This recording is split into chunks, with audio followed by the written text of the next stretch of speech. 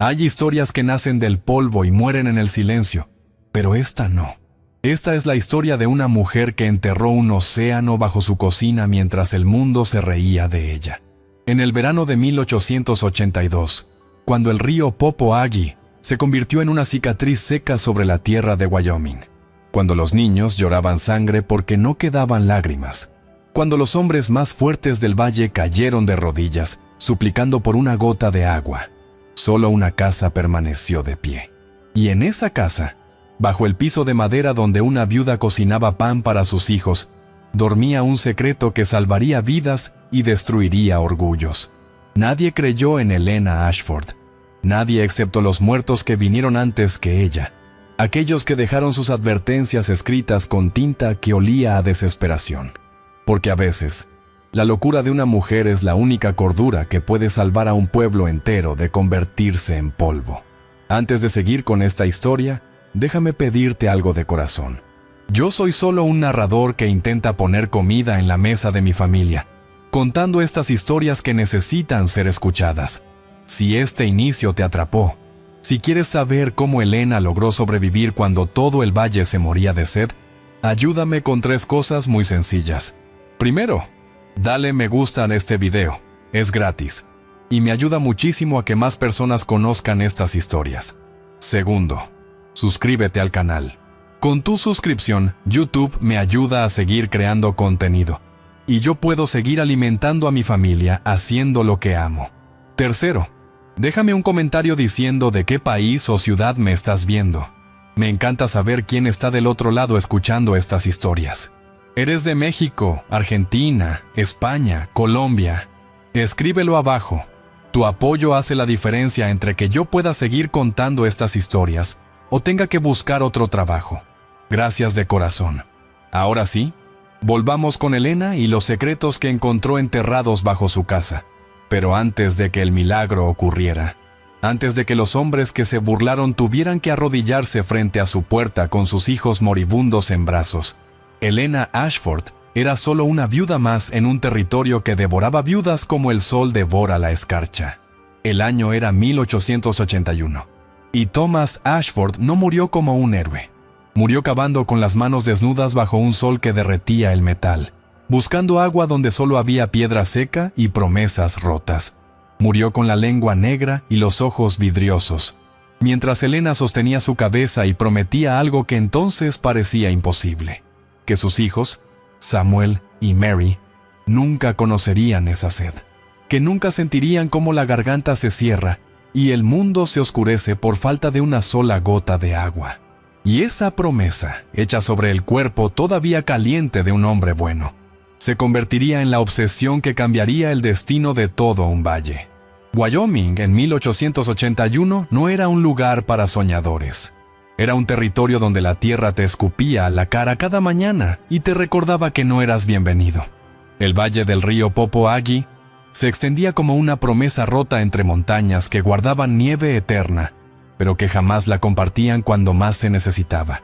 Las casas eran pocas, dispersas como dientes flojos en la boca de un viejo, y entre ellas la distancia no se medía en millas, sino en días de caballo. Elena Ashford vivía en la última casa antes de que el valle se convirtiera en pura desolación, en ese límite donde la civilización termina y comienza el silencio que enloquece. Su casa era de madera sin pintura, con ventanas que temblaban cuando el viento soplaba, y un techo que gotejaba en las raras ocasiones en que llovía. Pero era suya. Era el último pedazo de Thomas que le quedaba, junto con 2 niños que tenían sus ojos y su terquedad. Samuel tenía 8 años y los hombros caídos de quien ya conoce el trabajo duro. Mary apenas había cumplido 5, pero sus manos ya sabían sostener un balde y caminar hasta el arroyo más cercano sin quejarse del peso. Elena los observaba cada mañana, antes de que el sol saliera completamente, y veía en ellos todo lo que había perdido y todo lo que no podía permitirse perder. Ella tenía 32 años, pero aparentaba 50. El sol había convertido su piel en cuero curtido.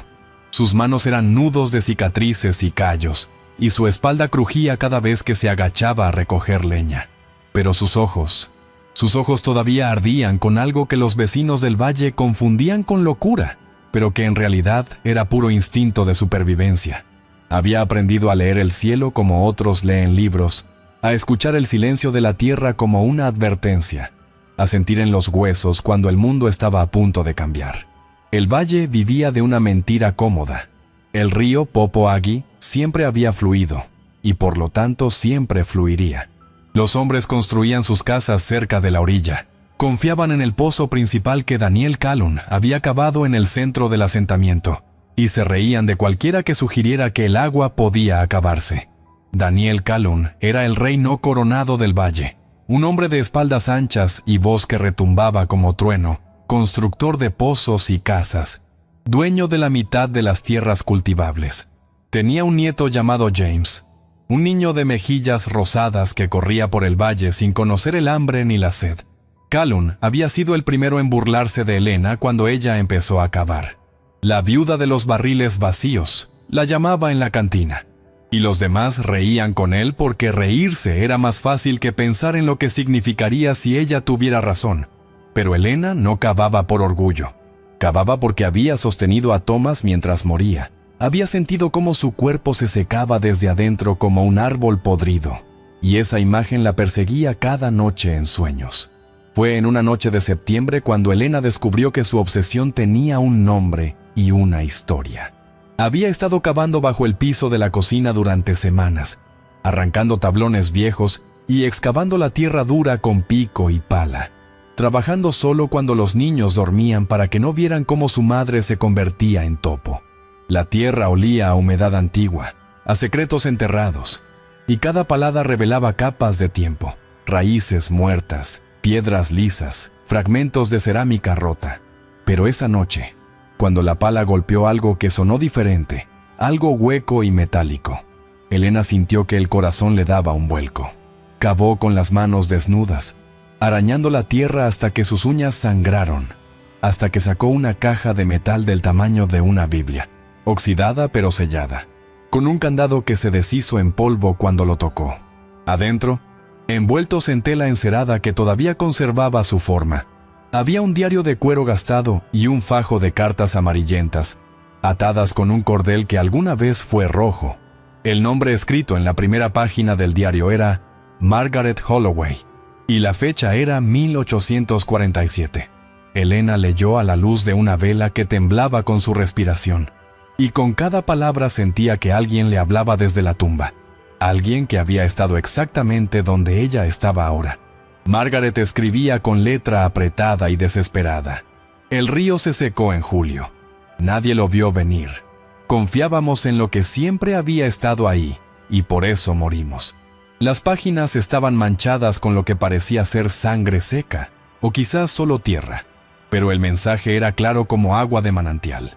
Margaret había perdido a su marido, a sus 3 hijos, a sus vecinos, a todo el asentamiento que existió antes de que llegara Daniel Calhoun y los demás. Había intentado guardar agua en vasijas de barro que se rajaron con el calor, en toneles de madera que se pudrieron, en cisternas cavadas muy cerca de la superficie donde el sol robaba cada gota. Y al final, sola y moribunda, había escrito la lección que nadie quedaría vivo para aprender. El sol es un ladrón, escribió Margaret con mano temblorosa en la última entrada del diario. Para vencer la seca, debes esconder el tesoro en el corazón helado de la tierra, profundo, oscuro, sellado, donde el calor no pueda alcanzarlo y el aire no pueda robarlo. Había dibujos en las márgenes, esquemas de un sistema de almacenamiento subterráneo, instrucciones sobre cómo purificar agua usando carbón y arena, detalles sobre cómo sellar barriles con cera de abeja para que ni una gota se evaporara. Era conocimiento comprado con sangre y lágrimas, ciencia nacida de la desesperación más absoluta. Helena leyó y releyó hasta que amaneció, hasta que los niños se despertaron y la encontraron sentada en el suelo de tierra, con el diario apretado contra el pecho como si fuera un tesoro sagrado.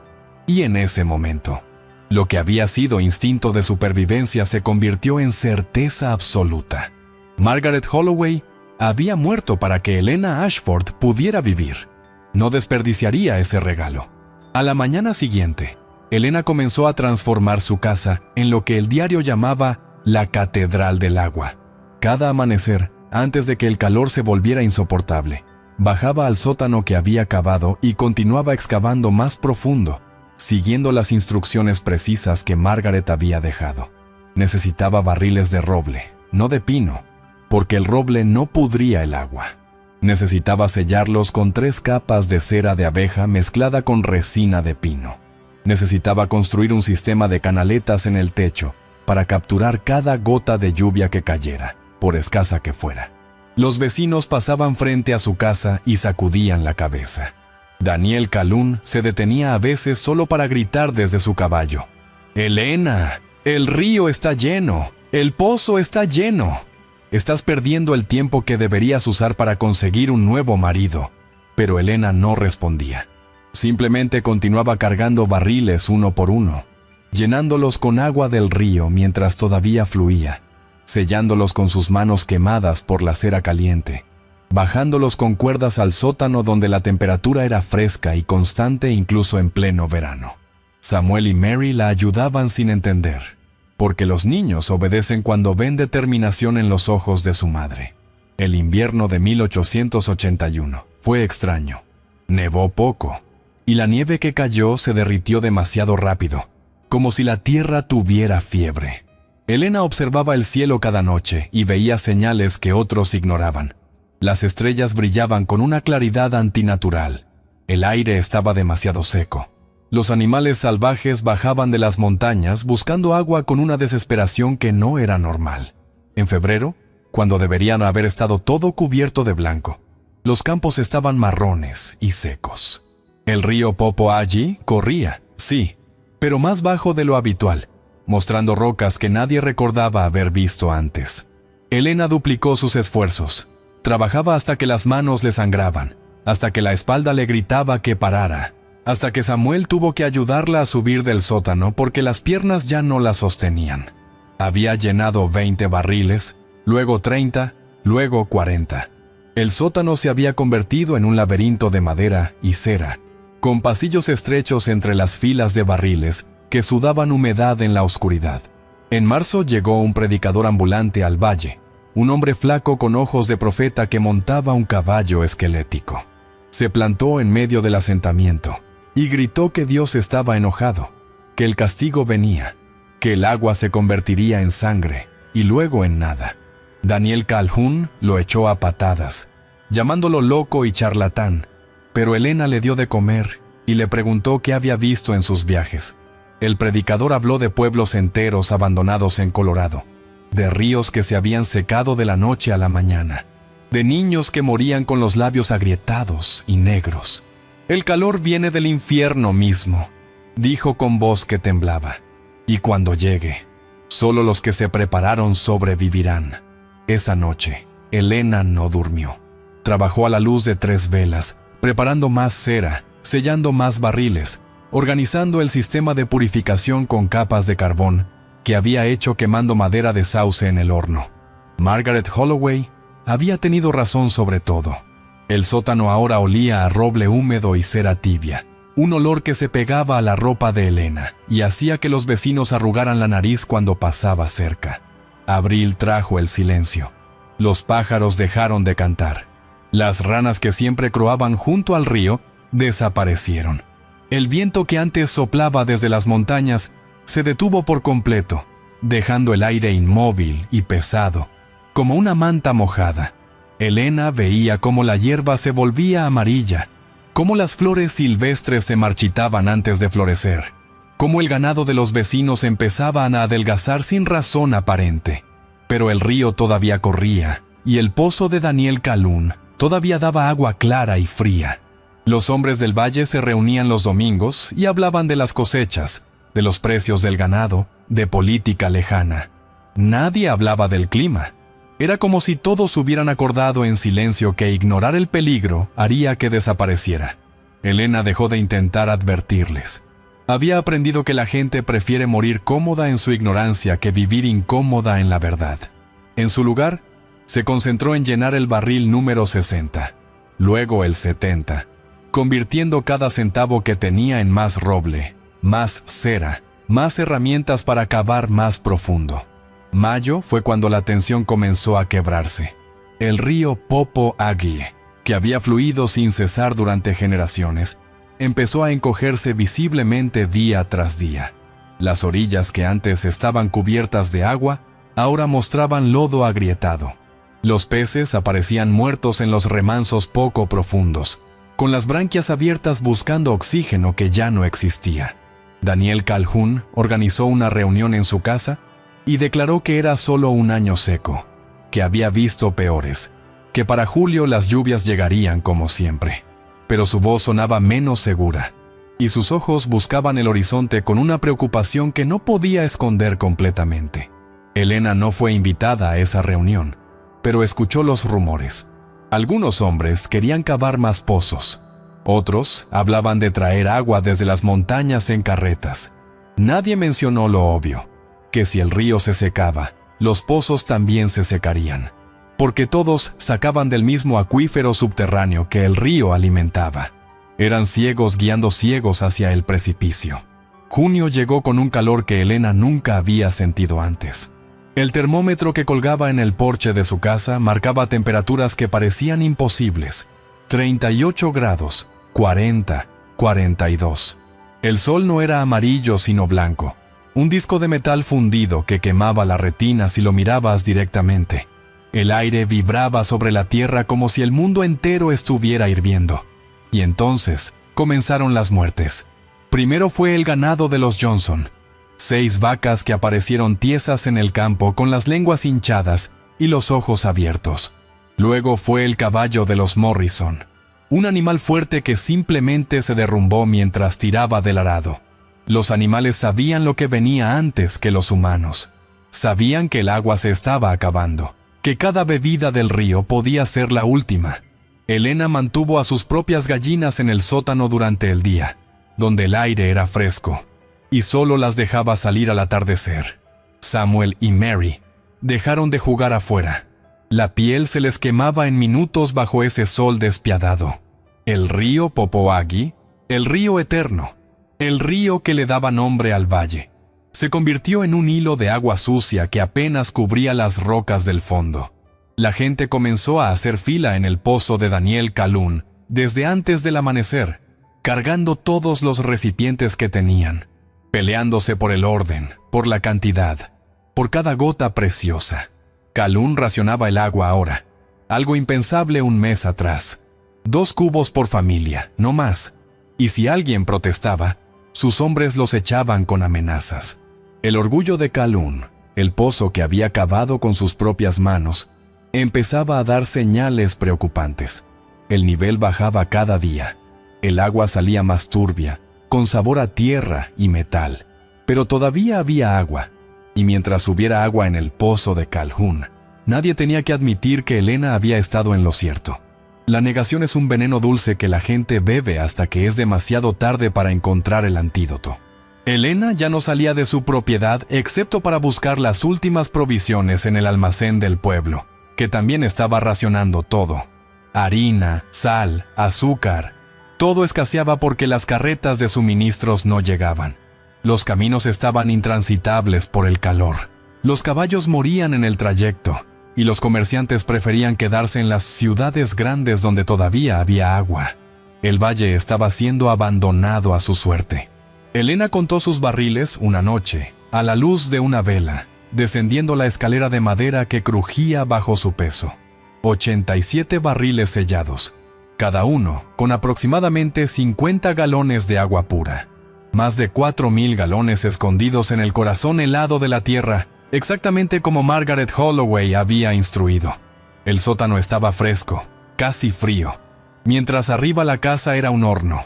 El contraste era tan extremo que Elena sentía escalofríos cada vez que bajaba. Aquí abajo, en la oscuridad perfumada con roble y cera, había vida. Arriba, el mundo se moría de a poco. A finales de junio, las primeras familias empezaron a abandonar el valle. Los Peters encargaron sus carretas al amanecer y se fueron sin despedirse, rumbo al este donde, según rumores, todavía llovía.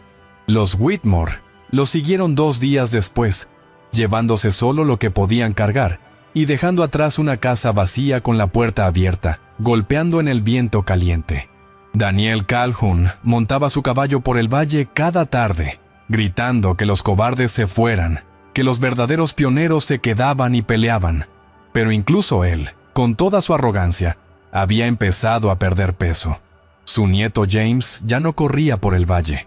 El niño se quedaba adentro, tumbado en la sombra, respirando con dificultad en el aire espeso. Los rumores decían que Calhoun había empezado a cavar un segundo pozo detrás de su casa, trabajando de noche cuando nadie lo veía, porque admitirlo de día sería aceptar que el primero estaba fallando. Elena escuchaba estos rumores y no sentía satisfacción, solo una tristeza profunda. No quería tener razón. Quería que el río volviera a fluir, que las nubes descargaran lluvia, que todo volviera a ser como antes. Julio amaneció como el infierno mismo. El primer día del mes, el termómetro marcó 44 grados a la sombra. El río Popoague dejó de fluir completamente.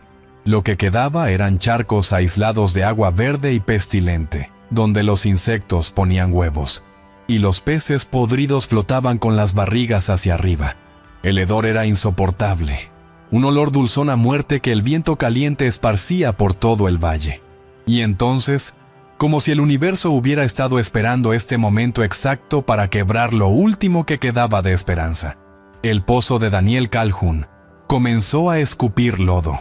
No agua, lodo negro mezclado con insectos muertos, raíces podridas y un líquido aceitoso que dejaba un residuo asqueroso en los baldes. Calhoun se arrodilló junto al pozo y metió las manos en esa porquería, como si rascando el fondo pudiera hacer que el agua volviera. Pero no volvió.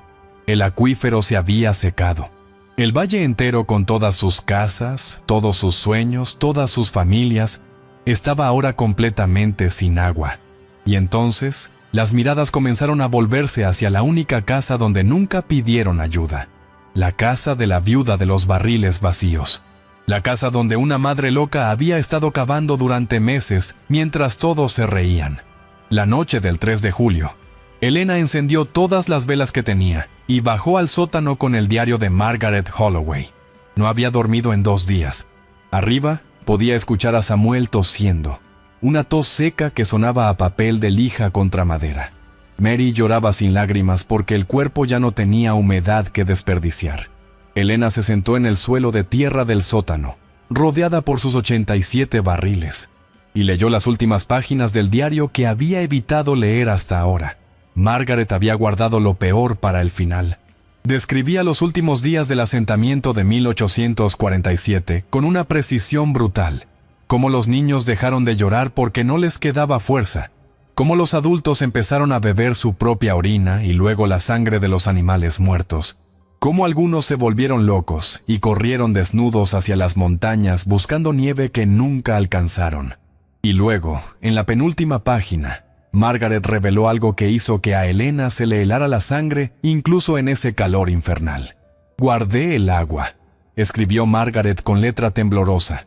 «Cavé profundo como me enseñó mi padre. Llené toneles. Lo sellé. Tuve suficiente para sobrevivir un año entero mientras todos morían a mi alrededor. Pero no la compartí. Las palabras estaban manchadas, como si Margaret hubiera llorado sobre ellas mientras escribía. Cuando vinieron a pedirme, cerré la puerta. Cuando golpearon y suplicaron, apagué las lámparas y me escondí con mis hijos en la oscuridad. Escuché cómo morían en mi porche, cómo arañaban la madera con las uñas, cómo maldecían mi nombre con sus últimos alientos. Y cuando todo quedó en silencio, cuando ya no había nadie más vivo en el valle excepto yo y mis 3 niños, abrí la puerta y vi lo que mi egoísmo había creado. Un cementerio. 27 cuerpos esparcidos entre mi casa y el río seco. 27 almas que podría haber salvado si hubiera compartido lo que tenía. Elena leyó y releyó esas líneas, hasta que se las aprendió de memoria. Margaret había sobrevivido, sí, pero había vivido solo 6 meses más, antes de que la culpa la devorara desde adentro. La última entrada del diario era la más perturbadora. Margaret describía cómo sus propios hijos la miraban diferente después de la sequía, cómo el hijo mayor, de solo 12 años, le había preguntado por qué la señora Johnson y su bebé Tuvieron que morir de sed cuando ellos tenían barriles llenos en el sótano. No tuve respuesta, escribió Margaret. Le dije que era para protegerlos a ellos, que una madre debe elegir a sus hijos sobre los extraños. Pero él me miró con ojos que ya no eran de niño y me dijo: «Entonces eres una asesina, mamá». Tenía razón. Los 3 hijos de Margaret huyeron de ella en cuanto fueron lo suficientemente grandes. La dejaron sola en esa casa llena de agua y vacía de amor. Y Margaret, incapaz de vivir con lo que había hecho, con los fantasmas que la perseguían cada noche, escribió sus últimas palabras: «Si alguien encuentra esto, si alguna vez otra sequía llega a este valle maldito, que aprenda de mi error. El agua solo salva si se comparte. Guardarla solo para ti es condenarte a vivir en un infierno más profundo que la sed misma». Elena cerró el diario y lo apretó contra su pecho. Arriba, escuchó que alguien golpeaba la puerta. Eran las 3 de la mañana.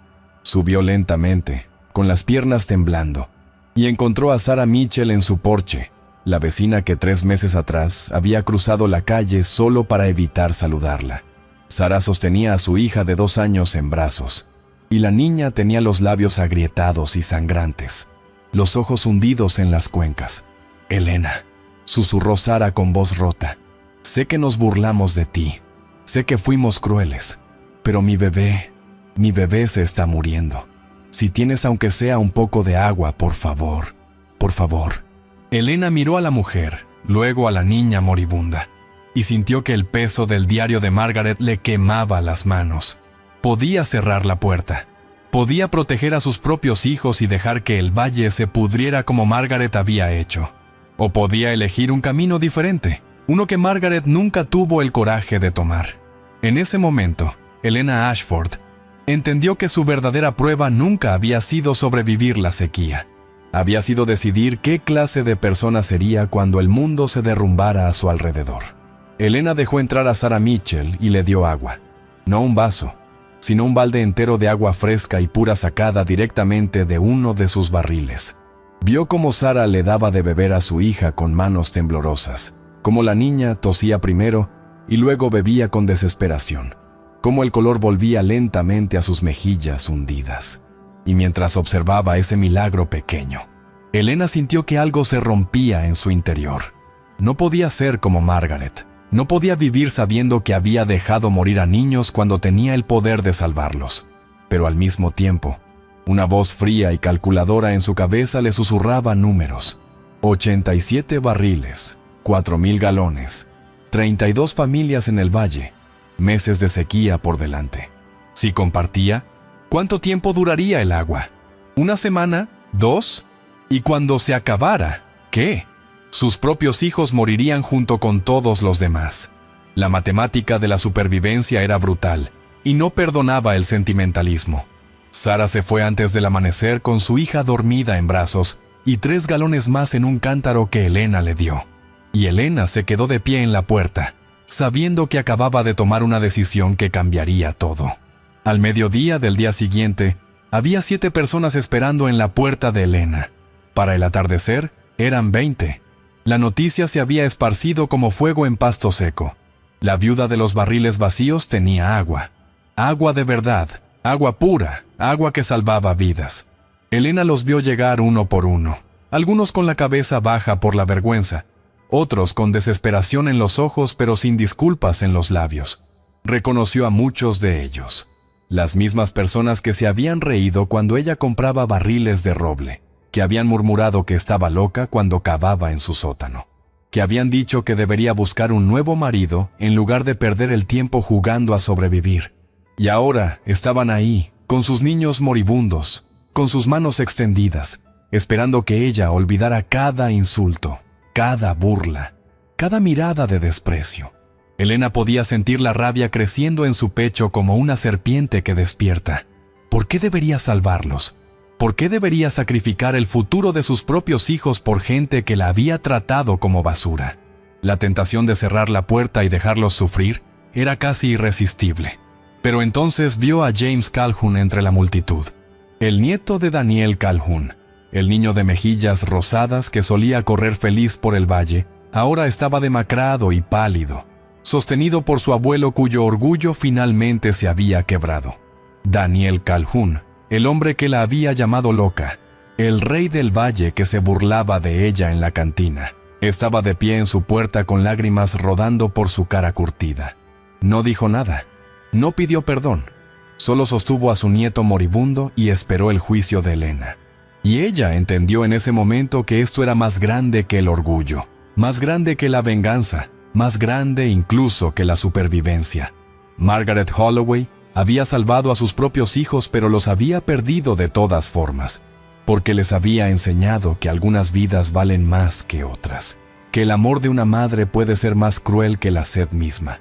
Elena no cometería ese error. No enseñaría a Samuel y Mary que está bien dejar morir a un niño porque su abuelo fue malo con su mamá.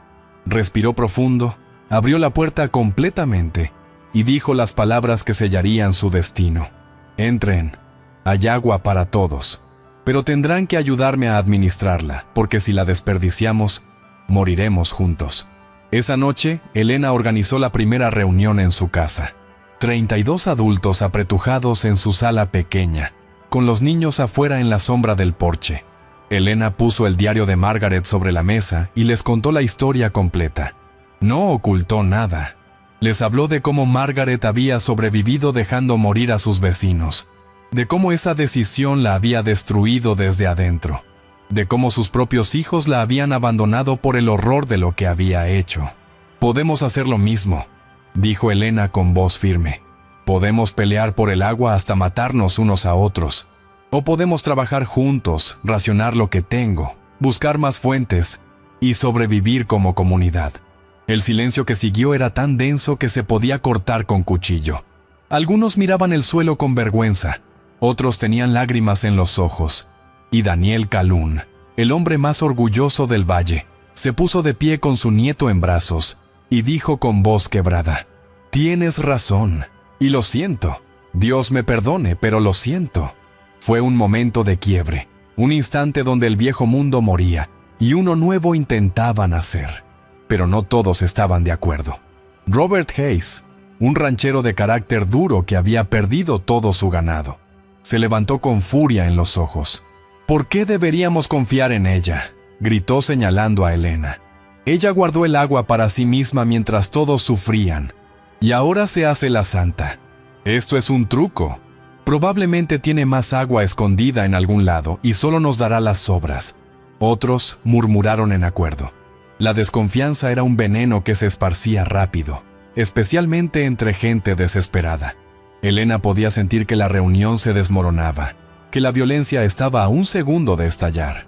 Algunos hombres se movían hacia la puerta del sótano, claramente pensando en bajar y tomar el agua por la fuerza. Elena se interpuso entre ellos y la escalera, con una pala en las manos, no como arma sino como declaración. «Tienen razón en desconfiar», dijo con voz clara que cortó el murmullo. «Yo también desconfiaría. Por eso vamos a hacer esto transparente. Mañana al amanecer, bajaremos todos juntos al sótano. Contaremos cada barril, mediremos cada galón, y juntos decidiremos cómo racionarlo. No habrá secretos, no habrá privilegios. Compartiremos por igual o moriremos por igual». La propuesta de Elena creó un dilema que cortaba hasta el hueso. Compartir significaba que nadie tendría suficiente. Los cálculos eran simples y despiadados. 4,000 galones divididos entre aproximadamente 120 personas, contando niños y adultos, en pleno verano cuando cada persona necesitaba al menos medio galón al día, solo para no morir de deshidratación. Eso significaba poco más de un mes de supervivencia, asumiendo que nadie desperdiciara ni una gota. ¿Y después? ¿Qué pasaba cuando los barriles se vaciaran y las nubes seguían sin traer lluvia? Elena veía estas mismas preguntas reflejadas en cada rostro de la habitación. Margaret Holloway había enfrentado el mismo dilema y había elegido el egoísmo. Había alargado su propia supervivencia a costa de 27 vidas, y aunque eso la había destruido moralmente, al menos había vivido. Elena estaba eligiendo el camino opuesto. Salvar a todos ahora con la casi certeza de que no habría suficiente para después. Era, en esencia, elegir morir lentamente como comunidad, en lugar de sobrevivir sola con el peso de la culpa. No había respuesta correcta. Solo había dos tipos diferentes de muerte. A las 2 de la mañana, después de horas de debate amargo, llegaron a un acuerdo. Cada persona recibiría 1/4 de galón por día, suficiente para sobrevivir, pero no para estar cómodo. Los niños recibirían un poco más porque sus cuerpos se deshidrataban más rápido. El agua se distribuiría 2 veces al día, al amanecer y al atardecer, bajo la supervisión de un comité de 3 personas elegidas por votación. Elena sería una de ellas, no por confianza, sino porque era su agua y su sótano. Daniel Calhoun sería otra, porque aunque había sido un idiota orgulloso, todos sabían que era honesto a su manera brutal. Y Sarah Mitchell sería la tercera, porque había sido la primera en romper su orgullo y pedir ayuda. Además, formarían equipos de búsqueda, grupos de hombres que cabalgarían hacia las montañas buscando manantiales, arroyos, cualquier fuente de agua que pudiera existir más allá del valle. Era un plan desesperado nacido de la desesperación, pero era un plan. Y tener un plan, aunque fuera malo, era mejor que rendirse a la muerte sin pelear. Cuando la reunión terminó y todos se fueron a sus casas, Elena se quedó sola en su sala y lloró por primera vez desde la muerte de Thomas. Lloró porque acababa de firmar posiblemente la sentencia de muerte de sus propios hijos. Lloró porque había elegido ser humana en un mundo que castigaba a la humanidad con extinción. Los primeros 5 días del racionamiento fueron un infierno de disciplina y desesperación. Elena bajaba al sótano cada amanecer con Daniel Calhoun y Sarah Mitchell, y juntos medían el agua con precisión militar, usando jarras marcadas que Elena había fabricado cortando madera en medidas exactas. 1/4 de galón por persona adulta, 1/3 para los niños. Ni una gota más, ni una gota menos. La gente hacía fila afuera de la casa de Elena con recipientes en las manos, esperando su ración bajo un sol que parecía decidido a matarlos a todos. Algunos bebían su porción inmediatamente, incapaces de resistir la tentación. Otros la guardaban en frascos sellados, intentando hacerla durar todo el día. Elena veía cómo la carne se derretía de los huesos de sus vecinos, cómo los niños dejaban de jugar porque no tenían energía, cómo los ancianos simplemente se sentaban en la sombra esperando la muerte con ojos vidriosos. Y cada noche, cuando contaba los barriles restantes, el número bajaba implacablemente. 87, 83, 79, 74. La matemática no mentía. A este ritmo, tenían quizás 3 semanas antes de que el último barril se vaciara. El 6º día, los equipos de búsqueda regresaron con noticias devastadoras. Habían cabalgado hasta las montañas, subiendo por caminos que casi mataron a los caballos, buscando los manantiales que, según los mapas viejos, deberían existir allí. Pero los manantiales estaban secos, completamente secos. Los lechos de los arroyos eran grietas en la roca, sin una gota de humedad. Uno de los hombres, Marcus Webb, contó con voz rota que habían encontrado un campamento abandonado de buscadores de oro en las alturas, y dentro de las tiendas había 5 cuerpos momificados por el calor, con las bocas abiertas en gritos silenciosos. Habían muerto buscando agua donde no había agua. Las montañas están muertas, dijo Marcus. Todo está muerto.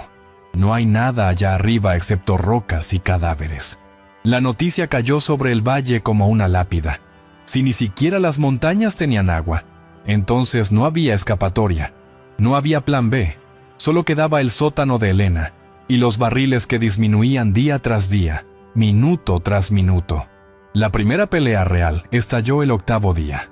Robert Hayes, el ranchero que había desconfiado de Elena desde el principio, fue descubierto por su propia esposa robando agua del barril comunitario durante la noche.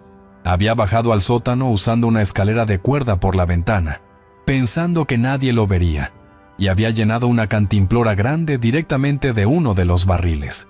Sarah Mitchell lo vio cuando bajó a verificar que todo estuviera bien antes del amanecer, y su grito despertó a media casa. Daniel Calhoun bajó corriendo y agarró a Hayes del cuello. Lo arrastró escaleras arriba mientras el hombre pateaba y juraba. La gente salió de sus casas al escuchar el alboroto, y en cuestión de minutos había una turba frente a la casa de Elena exigiendo justicia. Algunos gritaban que había que expulsar a Hayes del valle, dejarlo morir solo en el desierto. Otros pedían algo peor. Elena vio el odio en sus ojos, la forma en que la sed y el miedo habían convertido a personas normales en una jauría sedienta de sangre, y entendió que esto era lo que Margaret había visto. El momento en que la civilización se derrumba, y lo único que queda es el animal desesperado. Elena se interpuso entre Hayes y la turba. El hombre estaba sangrando de la nariz donde Daniel lo había golpeado, temblando de miedo y vergüenza. «¡Robó de todos nosotros!», gritó alguien entre la multitud. «Merece morir de sed como castigo». Pero Elena levantó las manos pidiendo silencio. «Si lo echamos», dijo con voz que cortaba el aire caliente como un cuchillo, «nos convertimos en lo mismo que él. Peor, porque seremos asesinos. Hayes es un ladrón y un cobarde, sí, pero también es un hombre desesperado como todos nosotros». Se volvió hacia Hayes, que no podía mirarla a los ojos. «Tu castigo será este. Durante 3 días no recibirás tu ración. El agua que robaste será devuelta al suministro común, y trabajarás el doble que los demás en la búsqueda de nuevas fuentes. Si sobrevives esos 3 días sin beber, habrás pagado tu deuda». Era una sentencia de muerte. Todos lo sabían. 3 días sin agua en ese calor equivalía a ejecutarlo lentamente. Pero Hayes, con la voz quebrada, aceptó. Prefería tener una posibilidad de redención que morir como un paria escupido por su propia comunidad. El 9º día amaneció con una temperatura de 46 grados. El aire era tan caliente que quemaba los pulmones al respirar. Los niños más pequeños empezaron a tener convulsiones por la deshidratación, sus cuerpecitos sacudidos por espasmos mientras las madres los sostenían llorando sin lágrimas. Elena aumentó la ración de los niños tomando de la suya propia, y vio que Samuel y Mary hacían lo mismo, compartiendo su agua con los más pequeños aunque ellos mismos tenían los labios agrietados y sangrientos. Sintió orgullo y terror a partes iguales. Orgullo porque sus hijos habían aprendido a ser humanos incluso en el infierno. Terror porque esa humanidad los mataría. Robert Hayes, cumpliendo su castigo, trabajó cavando un nuevo pozo detrás de la casa de Elena, aunque todos sabían que era inútil. Si el acuífero estaba seco, cavar más profundo solo encontraría más sequedad. Pero el hombre cavaba como poseído, con las manos sangrando y la piel quemándose bajo el sol, porque cavar era mejor que quedarse quieto pensando en la sed que lo devoraba desde adentro. Para el atardecer, había excavado 10 pies de profundidad. Solo encontró roca seca y tierra que se convertía en polvo al tocarla. El 10º día, Daniel Calhoun bajó al sótano con Elena para el conteo matutino y encontraron algo que heló la sangre de ambos. Uno de los barriles estaba vacío, completamente vacío, y no porque hubieran usado su contenido, sino porque tenía una grieta en la parte inferior por donde el agua se había filtrado durante la noche. 50 galones perdidos, absorbidos por la tierra del sótano, desperdiciados. Elena cayó de rodillas y metió las manos en el barro que se había formado bajo el barril, tratando inútilmente de recuperar aunque fuera un poco del líquido precioso. Daniel maldijo con palabras que nunca había usado ni en la cantina más sucia. Hicieron los cálculos rápidamente. Con ese barril perdido, ahora solo les quedaban suficientes reservas para 2 semanas. Quizás menos, si más barriles fallaban. La cera que sellaba algunos de los toneles más viejos empezaban a agrietarse por la presión y los cambios de temperatura. Elena examinó cada barril con manos temblorosas, buscando más grietas, más fallas, más desastres esperando a suceder. Encontró 3 barriles más con grietas pequeñas que todavía no perdían agua, pero que podrían fallar en cualquier momento. Era como vivir sobre una bomba de tiempo que marcaba los segundos con gotas de agua evaporándose. Esa noche, Elena no pudo dormir. Se quedó sentada en el borde de su cama, escuchando la respiración laboriosa de Samuel y Mary en la habitación de al lado, y se preguntó si había hecho lo correcto. Si hubiera guardado el agua solo para ellos 3, ahora tendrían suficiente para meses, quizás hasta que llegaran las lluvias de otoño. Habrían sobrevivido, pero en su lugar, había elegido compartir, y ahora sus hijos morirían junto con todos los demás. ¿Qué clase de madre era? ¿Qué clase de idiota sacrificaba a sus propios hijos por gente que la había odiado? Se levantó y bajó al sótano, necesitando ver los barriles, necesitando tocarlos como si fueran reales y no un sueño del que estaba a punto de despertar. Pero en el sótano, sentada en la oscuridad entre los barriles que sudaban humedad, encontró a alguien más. Era la pequeña Mary, su hija de 5 años, sentada con las piernas cruzadas junto a uno de los toneles. «Mamá», dijo la niña con voz tranquila, «¿hicimos bien en compartir?» Elena se sentó junto a ella y la abrazó. «No lo sé, mi amor. Espero que sí». Y Mary, con la sabiduría extraña que a veces tienen los niños, respondió: «Papá estaría orgulloso de ti». Él siempre compartía. El 11º día fue cuando todo cambió. Robert Hayes, demacrado hasta parecer un esqueleto viviente después de 3 días sin agua, estaba cavando su pozo inútil cuando de repente la pala golpeó algo que sonó diferente. No roca, no tierra dura, algo hueco. Con las pocas fuerzas que le quedaban, excavó con las manos desnudas y descubrió una tubería de barro cocido, antigua, cubierta de musgo seco. La siguió, cavando a lo largo de su trayectoria, y descubrió que corría desde las montañas directo hacia donde antes había estado el río. Era un acueducto, construido quién sabe cuándo por quién sabe quién, probablemente por los primeros colonos o incluso antes, por los indígenas que habitaron estas tierras. Hayes gritó con voz rota y todos vinieron corriendo. Daniel Calhoun y otros hombres comenzaron a excavar también, siguiendo la tubería hasta que desapareció bajo una losa de piedra gigante.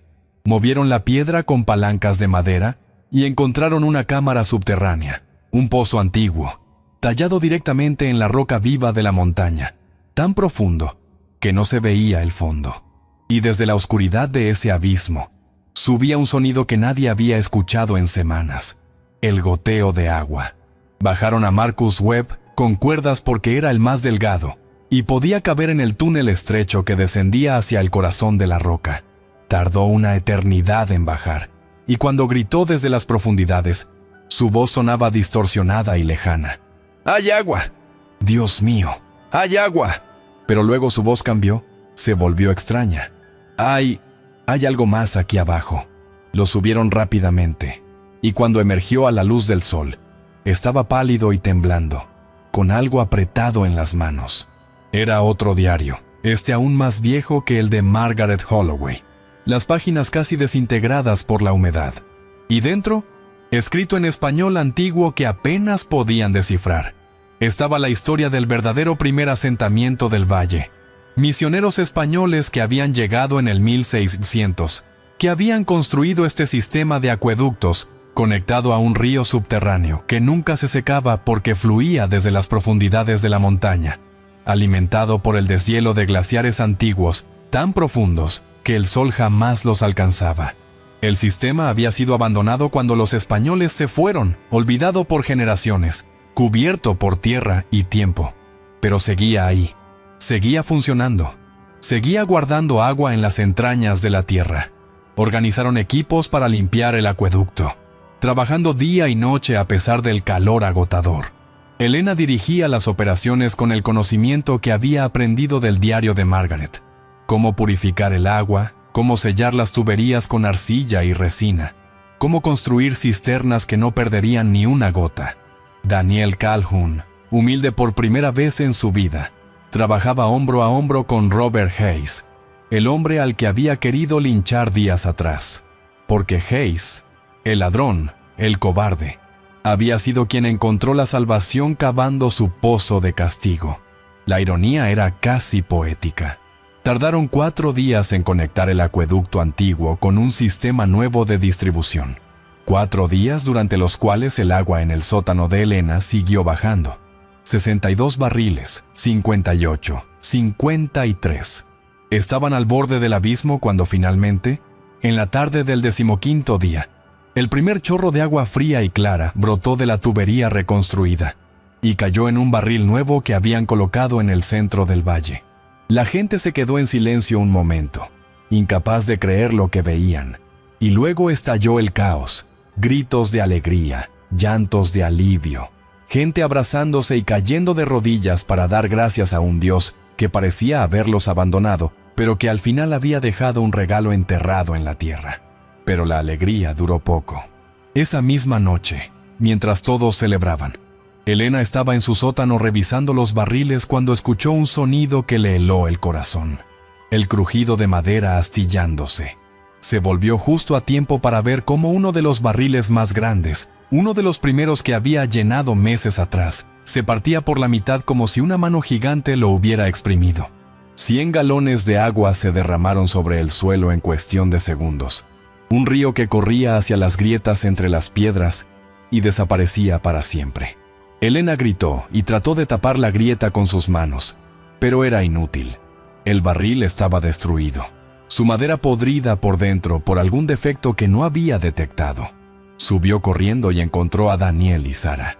«Necesitamos trasladar el agua restante al acueducto nuevo», dijo con urgencia. «Los barriles están fallando. Si perdemos más...» No terminó la frase. No necesitaba hacerlo. Todos entendían que el margen de error había desaparecido completamente. Trabajaron toda la noche, formando una cadena humana desde el sótano hasta el acueducto, transfiriendo cada gota de agua de los barriles viejos a cisternas nuevas, construidas de piedra junto al manantial recién descubierto. Cuando amaneció, habían salvado 48 barriles. 7 más se habían partido durante el traslado, derramando su contenido precioso. Pero lo que quedaba, combinado con el flujo constante del acueducto antiguo, era suficiente. Por fin, después de semanas de vivir al borde de la extinción, tenían suficiente agua para sobrevivir. El valle no moriría. No hoy. No mientras Elena Ashford siguiera respirando. Pasaron 3 semanas antes de que el valle comenzara a parecerse otra vez a un lugar donde los humanos podían vivir. El acueducto antiguo fluía constante, vertiendo agua cristalina que sabía a piedra fría y a milagros. Las familias reconstruyeron sus rutinas alrededor de esta nueva fuente de vida. Construyeron un sistema comunitario de cisternas, siguiendo los diseños que Elena había extraído de los diarios antiguos. Cavaron canales de irrigación para salvar lo que quedaba de los cultivos y establecieron turnos de vigilancia para proteger el agua las 24 horas. Daniel Calhoun lideró la construcción de un monumento de piedra junto al acueducto, una columna simple con 3 nombres tallados. Margaret Holloway, por su advertencia, los misioneros españoles desconocidos, por su ingeniería, y Elena Ashford, por su visión. Ella protestó cuando vio su nombre en la piedra. Insistió en que no había hecho nada especial, que cualquiera habría hecho lo mismo. Pero Daniel la miró con ojos que ya no tenían arrogancia, solo respeto profundo, y dijo: «No, Elena, no cualquiera. La mayoría de nosotros habríamos muerto aferrados a nuestro orgullo. Tú elegiste la humildad de prepararte y la valentía de compartir. Eso te hace excepcional». Robert Hayes sobrevivió su castigo de 3 días sin agua, pero apenas.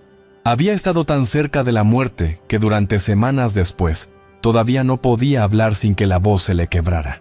Se convirtió en el guardián principal del acueducto, durmiendo junto a las cisternas, verificando cada tubería cada mañana y cada noche, asegurándose de que ni una gota se desperdiciara. Era su forma de pedir perdón, aunque nunca lo dijo con palabras. Elena lo entendía. Algunos pecados son tan profundos que las palabras no alcanzan para expiarlos. Solo las acciones sirven. Y las acciones de Hayes hablaban más fuerte que cualquier disculpa. Cada día que protegía el agua era un día en que elegía a la comunidad sobre sí mismo. La gente eventualmente perdonó, no porque lo que hizo dejara de ser imperdonable, sino porque vieron en su redención la posibilidad de su propia redención. Si un ladrón podía convertirse en guardián, entonces todos podían transformarse. Todos podían elegir ser mejores que sus peores momentos. En septiembre, cuando las primeras lluvias finalmente cayeron sobre Wyoming, Elena estaba sentada en el porche de su casa, viendo cómo Samuel y Mary corrían bajo la tormenta con las bocas abiertas, atrapando gotas en las lenguas y riendo con una alegría que ella pensó que nunca volvería a escuchar. El valle había sobrevivido. 32 familias, 120 personas, habían mirado a la muerte directamente y habían vivido para contar la historia, pero no sin cicatrices.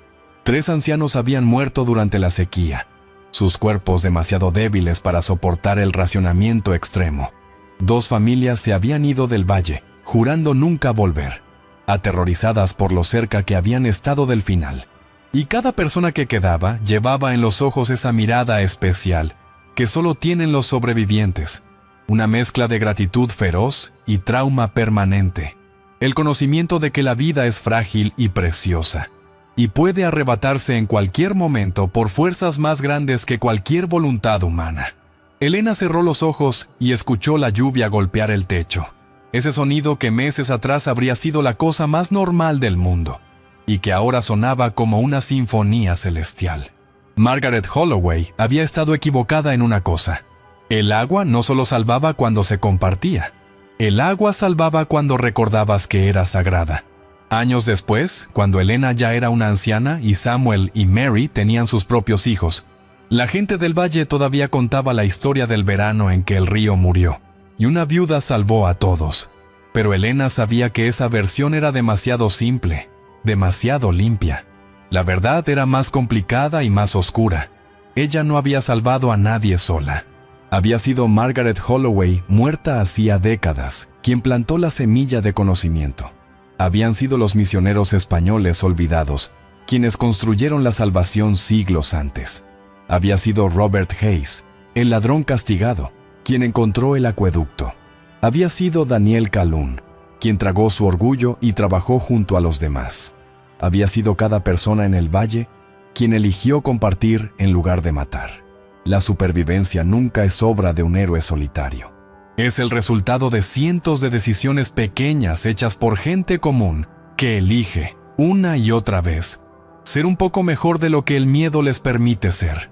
Elena entendió eso finalmente, sentada en su porche mientras el sol se ponía sobre un valle verde y vivo, con el sonido del agua fluyendo en el acueducto como un latido constante que prometía que mañana llegaría. Y cuando finalmente cerró los ojos por última vez, muchos años después, en una cama rodeada de sus nietos, Elena Ashford no pensó en los barriles, ni en la sed, ni en el miedo.